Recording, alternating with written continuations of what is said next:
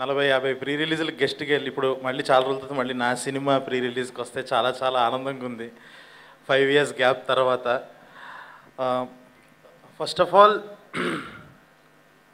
ఇన్నిసార్లు ఇప్పుడు మాట్లాడినా కూడా తడపడలే, ఇప్పుడు చాలా ఎమోషన్స్ తన్నుకొచ్చేస్తున్నాయి, చాలా విషయాలు చెప్పాలి.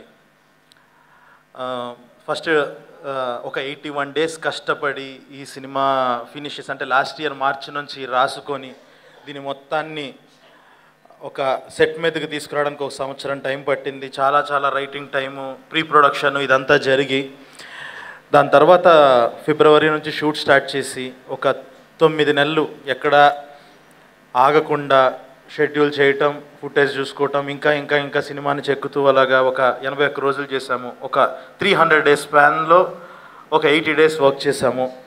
చేసి ఫైనల్గా తీసుకొచ్చాము. కానీ ఏంటనంటే December 12th మంచి డేట్ అని అనుకొని అన్నాము. నిన్న ఒక ఇన్సిడెంట్ జరిగింది. అఖండ సినిమా పోస్ట్ పోన్ అవటం వల్ల, చాలా ఇష్యూస్ వల్ల పోస్ట్ పోన్ అవటం వల్ల December 12th వచ్చింది. ఒక్కసారిగా ఎంతో ప్లాన్ చేసుకొని ఎంతో చేసిన ఒక్కసారి నా ప్రపంచం ఒకటి అనుకుని ఒక ప్లానింగ్తో వెళ్ళి ఇన్ని రోజులు నాకు ఒక అద్భుతమైన టీం ఉండటం వల్ల అనుకున్నదంతా చాలా బాగా జరిగింది. ప్రొడ్యూసర్ సపోర్ట్ వల్ల కానీ అన్ని రకాలుగా అన్నీ అనుకున్నట్టు అయిపోయింది. ఒక 2 years నుంచి అన్నీ అనుకున్నట్టు అవటం వల్లేమో ఒక్కసారి అనుకుంది జరగంగానే నేను చాలా డిస్టర్బ్ అయిపోయా. సడన్గా ఫిబ్రవరికి వెళ్ళాల్సి వచ్చిన పరిస్థితి అని కొంతమంది అన్నారు. తర్వాత అలా ఆలోచించుకుంటూ చూసుకుంటుంటే February 7th నుంచి వరల్డ్ కప్ అన్నారు. దాని తర్వాత అలా ముందుకు వస్తే జనవరిలో ఎన్నో పెద్ద రిలీజెస్ ఉన్నాయి, December 25th రిలీజెస్ ఉన్నాయి. ఇంకేదో ఒక చిన్న ధైర్యం, ఓకే మన మంచి సినిమాని తీసాం కదా, ఏదో ఖచ్చితంగా మోగ్లీ అనేవాడు చాలా మంచోడు, మోసం చేయడు అన్న నమ్మకంతో ఉన్నాము. సో నమ్మి ఇంకా ఫైనల్గా December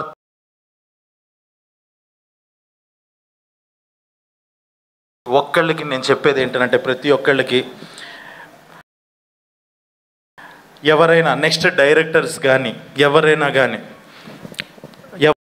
మీ దగ్గరికి వచ్చి నేను మోగ్లీ సినిమాలో యాక్ట్ చేశాను, మోగ్లీ సినిమాలో వర్క్ చేశాను, నేను ఒక యాక్టర్ని మోగ్లీ సినిమాలో ఈ క్యారెక్టర్ చేశాను అని ఎవరన్నా చెప్తే మీరు ఆడిషన్ తీసుకోవాల్సిన అవసరం లేదు, వాళ్ళు తోపని అర్థం. టెక్నీషియన్స్ కూడా అంతే. ఇది వాళ్ళ తరపున నేను ఇస్తున్న హామీ. ఇది ప్రతి ఒక్క టెక్నీషియన్ అంటే కెమెరా డిపార్ట్మెంట్ కానీ డైరెక్షన్ డిపార్ట్మెంట్ కానీ ఒక కత్తులు ఒక 100 కత్తులు వేసుకుని తిరిగాను నేను రంపచోడవరంలో, ఒక్కొక్కళ్ళు అడవిలో తిరిగాను నేను. వీళ్ళతో ఒక్కొక్క టాలెంటు ఎంత టాలెంట్ అంటే నాకు ఎంత సపోర్టివ్గా అంత చాలా కష్టమైన కండిషన్స్లో ఒక్కొక్కళ్ళు ప్రాణం పెట్టేసేసారు ఈ సినిమాకి. సో అంటే జనరల్గా ఒక నిజంగా ఏదో సింపతి తెచ్చుకోవాలనో ఏదో ఒక కష్టం గురించి మాట్లాడాల్సిన అవసరం వస్తుంది. ఒకటైతే గర్వంగా చెప్పగలను, ఈ సినిమా కంటెంట్ గురించే మాట్లాడతాము. నేను వాళ్ళ కష్టాన్ని జనాలకి తెలియాలి అని చెప్పేసి చెప్తున్నాను, నా కష్టం గురించి అయితే నేను చెప్పట్లేదు. 5 ఏళ్ళు అయ్యింది అంటే ఒక సినిమా తీసాము అనుకున్నట్టు ఆడలేదు, దానివల్ల గ్యాప్ వచ్చింది అంటాం ఒక లెక్క. బ్లాక్ బస్టర్ కొట్టి గ్యాప్ రావడం దానివల్ల గ్యాప్ వచ్చింది అంటాం ఒక లెక్క. బ్లాక్ బస్టర్ కొట్టి ఇంకొక లెక్క. నాకు అదే ఎక్స్పీరియన్స్ అయ్యింది. ఇంకా కలర్ ఫోటోకి ఆ రెస్పాన్స్ వచ్చిన తర్వాత దాని తర్వాత నేను ఫెయిల్యూర్ వల్ల ఇంట్లో కూర్చోలేదు, సక్సెస్ వల్ల కూర్చున్నాను. అది చాలా పెయిన్ఫుల్ థింగ్. అది ఒకటైతే అర్థమైంది ఈ సినిమా తీసేటప్పుడు, ఒకటైతే మీరు నమ్మచ్చు, హిట్ కొడితేనే 5 ఏళ్ళు ఇంట్లో కూర్చుంటున్నాడు అని ఒకటి రియలైజ్ అయ్యాడు. సినిమా కొంచెం అటు ఇటు అయితే ఆడు ఇంకొక 15 ఏళ్ళు ఇంట్లోనే కూర్చునే పరిస్థితి వస్తుందని ఆడికి తెలుసు. ఆడు తీసిన సినిమా మోగ్లీ ఇది. అస్సలు దారి తప్పదు, ఒళ్ళు దగ్గర పెట్టుకొని తీశాడు, 1% కూడా మిస్ అవ్వదు. అండ్ నా టెక్నీషియన్స్ గురించి చెప్పాలి. ఫస్ట్ నేను ఒక జనవరి వరకు నేను జస్ట్ లైక్ పేపర్ మీద మొత్తం రోజు స్క్రిప్ట్ చదువుకొని ఒక సందీప్ రాజ్ సినిమాని రాసుకొని పెట్టుకొని ఒక సందీప్ రాజ్ స్క్రిప్ట్ చదివాను. ఫిబ్రవరి నుంచి నవంబర్ వరకు మా రమామారుతి తీసిన సినిమా చూశాను నేను. ఎందుకనంటే తనుండి ఒక క్రాఫ్ట్తో తన సినిమాను ఒక లెవెల్లో చెక్కాడు తను. సో ఫిబ్రవరి నుంచి నవంబర్ వరకు నేను రమామారుతి సినిమా చూశాను. గత వారం రోజులుగా కాలభైరవ తీసిన సినిమా చూశాను నేను తన మ్యూజిక్తో. ఈ సినిమా ఓఎస్టీ ఇంకొక సంవత్సరం ఆపకుండా వింటారు, ఇదైతే నేను ప్రామిస్ చేస్తున్నాను ఖచ్చితంగా. భైరవ అనేవాడు నాకు ఒక బిగ్గెస్ట్ స్ట్రెంగ్త్. సినిమా మొత్తాన్ని వేరే లెవెల్కి తీసుకెళ్ళిపోయాడు. సో ఈరోజు తనకి పొద్దున్న మార్నింగ్ 6 o'clock వరకు మాకు వర్క్ జరుగుతుండటం వల్ల రాలేకపోయాడు ఫుల్ ఫీవర్తో. So Bhairava, thank you so much Bhairava. And actors విషయంకి వచ్చేసేటప్పటికి ఫస్ట్ నేను హర్ష గురించి చెప్పాలి. హర్ష అనేవాడు ఈ సినిమాలో అసలు యాక్ట్ చేయలేదు. ఎందుకనంటే నేను చూసిన హర్ష, నాకు మాత్రమే తెలిసిన హర్షకి బంటి అన్న పేరు పెట్టి ఇందులోకి తీసుకొచ్చాను. పర్ఫార్మెన్స్ ఇచ్చాడు వాడి అమ్మ. బంటి మామూలుగా ఇవ్వలేదు. అంటే వాడేదో ఇలా వచ్చి జోకులు వేసేసి మాట్లాడతాడు కానీ చాలా పెద్ద మోసగాడాడు. అదంతా అబద్ధం. వాళ్ళలో ఒక డెప్త్ ఉంది. అదే రేపు యాక్టర్గా కూడా మీరు చూస్తారు. ఎందుకంటే నేను చూసిన హర్ష ఒక మోగ్లీకి ఒక పక్కన బంటి అనేవాడు ఎలా ఉన్నాడు, ఓహో సందీప్తో హర్ష ఎలా ఉంటాడనమాట మనకెవరికి తెలియకుండా అన్నది రేపు ప్రపంచానికి తెలుసుద్ది రేపు 13th. అంత ఇంపార్టెంట్ నాకు హర్ష. అండ్ అంత డెప్త్ ఉన్న మనిషి. పర్ఫార్మెన్స్ డెఫినెట్గా చాలా చాలా ఒక బాలయేసు గురించి ఎలా అయితే మాట్లాడుకున్నారో దానికి 10 మాట్లాడుకుంటారు బంటి గురించి, ప్రభాస్ బంటి గురించి. అండ్ ఆల్ ది యాక్టర్స్, నన్ను నమ్మి ఈ సినిమా కోసం వచ్చి వర్క్ చేసిన ప్రతి యాక్టర్. అంటే జస్ట్ లైక్ నేను అందరినీ ఒక మెసేజ్తోనే, ఎవరిని ఒక కాస్టింగ్ డైరెక్టర్ ద్వారానో ఒక మేనేజర్ ద్వారానో ఎవరిని కాంటాక్ట్ అవ్వలేదు. నేనే వాళ్ళని రిక్వెస్ట్ చేసి చాలా మంచి క్యారెక్టర్ అంటే మీరు రాశారంటే ఖచ్చితంగా బాగుంటుంది అని నమ్మి చేసిన ప్రతి ఒక్క యాక్టర్. విశాల్, లవ్ యూ, చాలా బాగా చేశారు విశాల్. అండ్ హిమ, శ్రావ్య, పవన్, అలెక్స్, మొత్తం వర తర్వాత మాట్లాడతా వర గురించి. సో ఇలా ప్రతి ఒక్కళ్ళు అందరూ నమ్మి వచ్చి చాలా ది బెస్ట్ పర్ఫార్మెన్సెస్ ఇచ్చారు. వాళ్ళందరికీ thank you so much. And Sakshi, ఈ సినిమాలో నాకు సినిమా జర్నీ అయిపోయిన టైంకి నాకు ప్రతి ఒక్కరిని ఒక డైరెక్ట్ చేసిన ఫీల్ ఉంది, కానీ ఒక్క అమ్మాయినే డైరెక్ట్ చేసినట్టు అసలు అనిపించట్లేదు. ఎందుకనంటే ఏ రోజు ఒక టేక్ కన్నా ఎక్కువ ఎక్స్ట్రా తీసుకోలేదు. అండ్ డెఫ్ అండ్ మ్యూట్ క్యారెక్టర్లో ఒకరోజు ఇంకా మాకు మైండ్ పోయిన విషయం ఏంటంటే డెఫ్ అండ్ మ్యూట్గా యాక్ట్ చేయొచ్చు, అదంతా ఒక లెవెల్. ఒకరోజు లిటరల్లీ ఒక సీన్లో తన పక్కన ఒక పెద్ద క్రాకర్ బ్లాస్ట్ అవ్వాలి. ఆ బ్లాస్ట్ అయ్యేటప్పుడు ఇలా రియాక్ట్ అవ్వటం మన హ్యూమన్ మెంటాలిటీ అది. తను కెమెరా ముందు దానికి కూడా చలించకుండా డెఫ్గా యాక్ట్ చేసింది. క్రాకర్ బ్లాస్ట్కి కూడా రియాక్ట్ అవ్వకుండా మామూలు విషయం కాదు అది. Fantastic performer.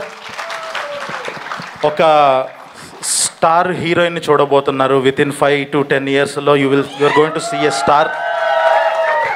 అండ్ ఈ సినిమాకి పేపర్ మీద ఉన్న దగ్గర నుంచి సినిమా వచ్చిన తర్వాత నాకు ఒక క్లారిటీ ఉంది. నేను ఇలాగ బిహేవ్ చేయాలి, ఈ క్యారెక్టర్ ఇలా బిహేవ్ చేయాలని చెప్పి నేనే యాక్ట్ చేసి చూపించేస్తూ ఉంటా. కానీ ఒక నోలన్ అనే క్యారెక్టరు చాలా ఫేవరెట్గా, అంటే ఈ సినిమా మిగతా సినిమాల నుంచి ఎలా అవుతుంది అని అంటే ఒక నోలన్ అనే క్యారెక్టర్ ద్వారా అని నమ్మా. నేను ప్రాణం పెట్టి రాసుకున్న ఒక విలన్ క్యారెక్టరు. సో అలా వెతుకుతూ ఉంటే అప్పుడు సడన్గా ఇంకా నిజంగా సరోజ్ గారు ఎప్పుడైతే ఈ ప్రాజెక్ట్లోకి దిగారో, రిక్వెస్ట్ చేసి మీరు చేయాలి దిగారో, ఆయన వచ్చి పర్ఫార్మెన్స్ చేయడం స్టార్ట్ చేశాక అర్థమైంది ఇది విలన్ కాదు, యాంటీ హీరో. నిజంగానే 3వ రోజుకి 4వ రోజుకి నాకు అర్థమైపోయిన విషయం ఏంటి అని అంటే, కొన్ని రోజులకి ఇంకా నేను చేసి చూపించడం ఆపేశాను. ఆయన ఏదన్నా ఎడిషన్స్ ఇస్తుంటే ఓకే నోలన్ అనేవాడు ఇలాగే బిహేవ్ చేస్తాడేమో, ఓకే ఈయనే కరెక్ట్ అన్న లెవెల్లో ఆయన్ని నమ్మేశాను. అంతే లెవెల్ ఆఫ్ పర్ఫార్మెన్స్ ఇచ్చేశారు. ఒక్కటి ఆయన క్యారెక్టర్ వచ్చిన తర్వాత ఇంటర్వెల్లో దిగుతుంది ఆ క్యారెక్టర్. దిగిన తర్వాత మీకు ఒకటి చెప్తున్నాను, సెకండ్ హాఫ్ స్టార్ట్ అయిన దగ్గర నుంచి ఈయనకి ఇప్పుడు మనం ఒక టెక్నీషియన్స్గా యాక్టర్స్గా చాలామంది ఒక సెక్షన్ ఆఫ్ ఆడియన్స్కి తెలుసుంటాం, తెలియని వాళ్ళు కొంతమంది ఉంటారు.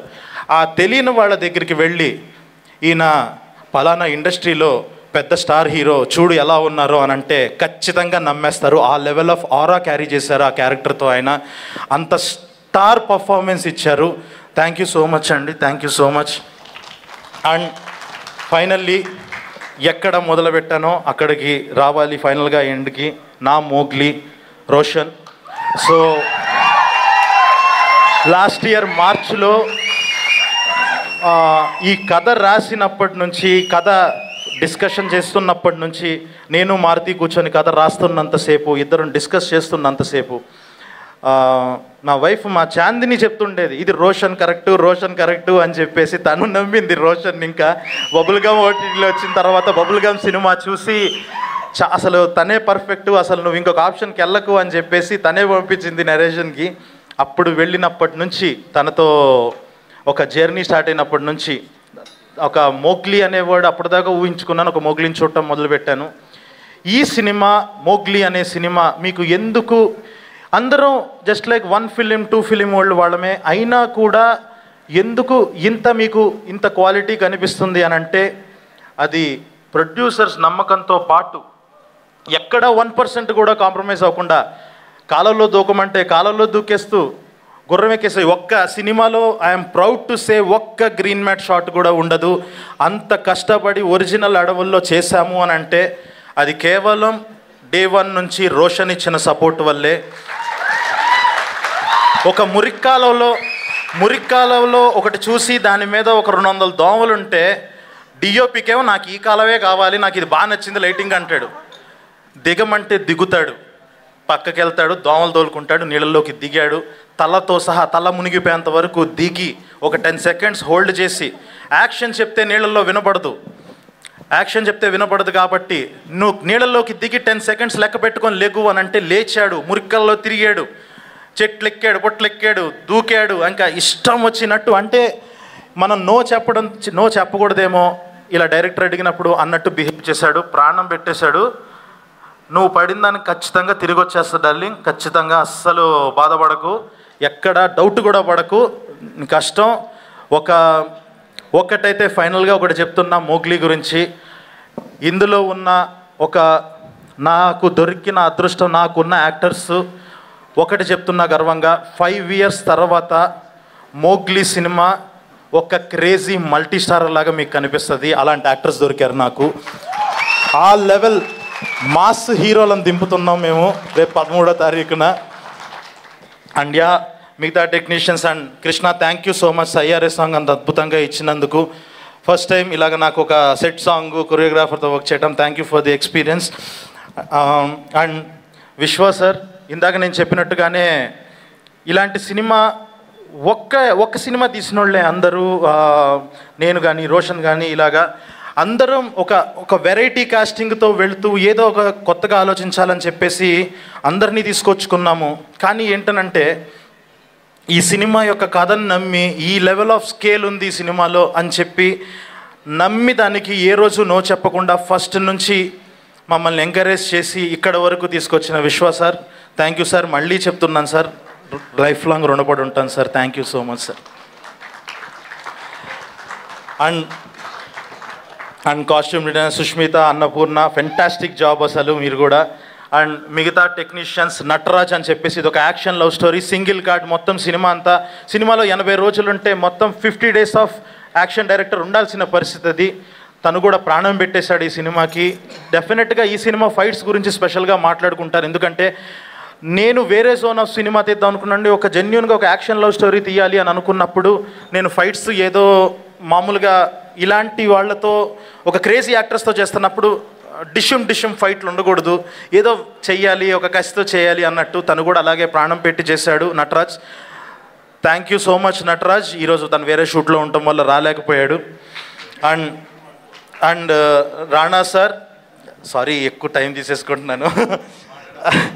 సో రాణా సార్తో జర్నీ ఏంటంటే నిన్న మీరు ఇచ్చిన స్పీచ్కి సీక్వెల్ ఇది. సో నెంబర్ 1 యారీ, ఐఫా, వీటన్నిటికీ నేను వెనకాల రైటర్గా ఉంటూ చాయ్ బిస్కెట్ టీంలో ఒక భాగంగా సార్తో మంచి జర్నీ చేయటం జరిగింది.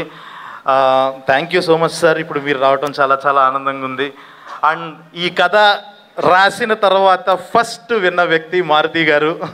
సో ఆయన ఇచ్చిన కాన్ఫిడెన్స్, ఆ ఫస్ట్ సీన్కి ఇందాక సార్ ఏదైతే మాట్లాడారో ఆ ఫస్ట్ సీన్ తాలూకా ఆ ఐడియాని ఇంకా ఎన్హాన్స్ చేసి అలా ఫస్ట్ నుంచి ఆ కథని నమ్మి చాలా ఐడియాలు ఇస్తూ చాలా హెల్ప్ చేశారు. Thank you so much sir, Maruti sir.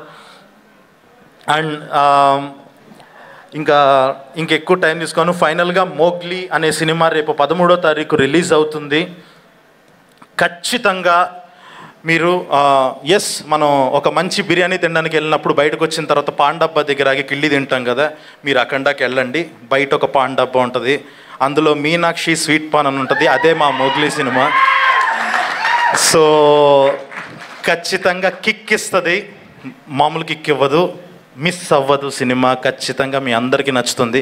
A screen play book రైటర్స్కి నేను వాల్యూ ఇచ్చానో లేదో తెలియదు, ఇంతకు ముందు తీసిన సినిమాలకి వాటికి వాల్యూ ఇచ్చానో తెలియదు, కానీ ఒక్క వాల్యూ ఇచ్చి తీసా ఈ cinema.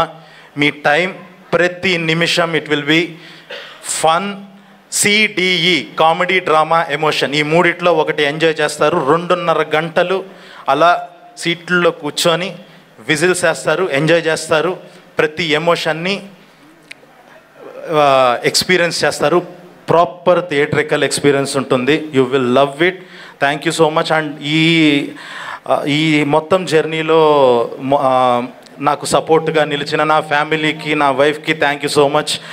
So just like 1 year నుంచి నేను మ్యాక్సిమం ఒక 300 days ఈ వర్క్ మీదే ఉండి అసలు సరిగ్గా టైం ఇవ్వలేక మొత్తం సినిమా మీదే అయిపోయింది. తను కూడా అర్థం చేసుకొని చాలా సపోర్టివ్గా ఉంది. అడక్క ఫస్ట్ టైం మొన్న ఒక కోరిక అడిగింది.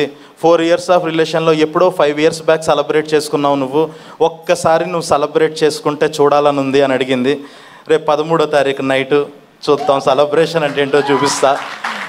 సో మోగ్లీ చూడండి, 13th అద్దిరిపోద్ది సినిమా. ఖచ్చితంగా మంచి థియేట్రికల్ ఎక్స్పీరియన్స్. థ్యాంక్ యూ ఇంత ఓపిక్గా విన్నందుకు. Sorry for wasting your time and thank you. Love you all. Super. Thank you so much Sandeep Raj garu. Wishing you big theatrical success. And ఇప్పుడు మా డైరెక్టర్ సాబ్ మారుతి గారి స్పీచ్కి ముందు ఐఎమ్ ష్యూర్ మారుతి గారు ఫస్ట్ డే ఫస్ట్ షో ఎలాగో చూడాలనుకుంటున్నారు కాబట్టి ఆయనకి ఇక్కడే టికెట్ సెల్ చేసేద్దాం అనుకుంటున్నారు.